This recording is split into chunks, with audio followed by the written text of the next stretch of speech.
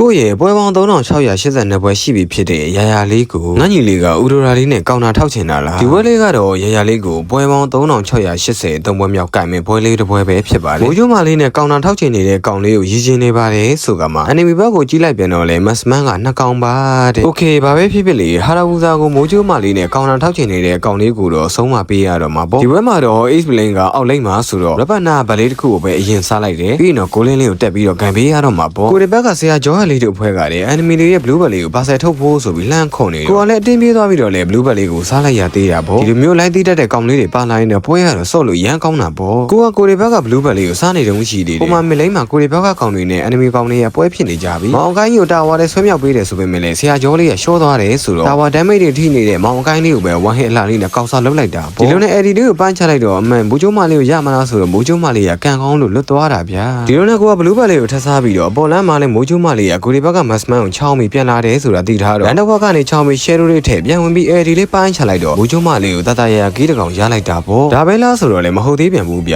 မိုးကျိုးမလေးကအပေါ်လင်းကိုတစ်ခါထည့်ရောက်နေပြန်ပြီဆိုတာတရင်အတိအကျရထားတယ်ဆိုတော့ဒီတစ်ခါမှလည်း share လေးထည့်ပြီးပြန်ဝင်ပြီး edit လေးပိုင်းချလိုက်တော့လေမိုးကျိုးမလေးကိုတတရဂီးကထည့်ရလိုက်ပြန်ရောပြောပါတယ်ရရလေးကိုမိုးကျိုးမလေးနဲ့ကောင်တာထားလို့မရပါဘူးဆိုဒီလိုနဲ့ကိုက enemy rival လေးကိုဘာဆယ်ထုတ်နေတော့အပေါ်လမ်းမှာလည်းမမ Leslie လေးရရှိတယ်ဆိုတော့ Leslie လေးကိုတတ်ဖို့ဆိုပြီးကိုကချောင်းနေတာပေါ့အဲ့အချိန်မှာဆရာအကိုင်းနဲ့မိုးကျိုးမလေးတို့အမေသူကကိုနာကခွာသွားကြတာဒါပေမဲ့မမ Leslie လေးကကို့ကိုမြင်နေဆိုတော့ဒီကောင်မလေးကိုပဲ shadow လေးထည့်ပြီးအမေသူကပြေးကျင်သေးတာဗျာ flicker နဲ့သုံးပြီးပြေးလေရရလေးရဲ့လက်ထဲကနေမလွတ်ပါဘူးလို့နော်စနိုက်ပါမမလေးတို့အဖွဲ့အပေါ်လမ်းမှာရှော့တာမဝါသေးဘူးထင်တယ်အောက်လမ်းကိုရောက်လာကြပြန်ပြီကိုဒီဘက်ကဂေါ်လေးကိုတက်ချင်စောတွေများနေတယ်ဘန်နာကြီးကတော့သူ့စိတ်နဲ့သူတော့ရှော့သွားပြီအဲ့အချိန်မှာစနိုက်ပါမမလေးကလည်းစတန်မီနေတယ်ဆိုတော့1 hit အလှလေးနဲ့ပဲဂေးတကောင်ကောက်စားလွတ်လိုက်တာပေါ့ပြောပါတယ်ရှေ့မှာကိုယောဂရလာလို့မနေနဲ့လို့လုံနေဆွဲစားမှာအဲ့ဒါနဲ့ enemy ဘက်ကခြုံလေးတစ်ခုတည်းကိုသွားဝင်နေပြီးတော့ enemy လေးတွေချောင်းလုံးမယ်ဆိုကမှမမမီယာလေးကလည်းခြုံရမ်းစစ်လိုက်တာကိုကလည်းခြုံထဲမှာရှိနေတယ်ဆိုတော့ပေါ်လက်စားနေတော့မထူးဆိုပြီးအဲဒီပဲသုံးမလိုက်တော့တာပေါ့ဒီဘက်ထဲမှာတော့ကိုကတော့ hero ကေပြန်ပေးလိုက်ရတယ်ဆိုပေမဲ့တန်မာတယ်လေးမိုးကျိုးမလေးတစ်ကောင်တော့ရက်လိုက်သေးတာကို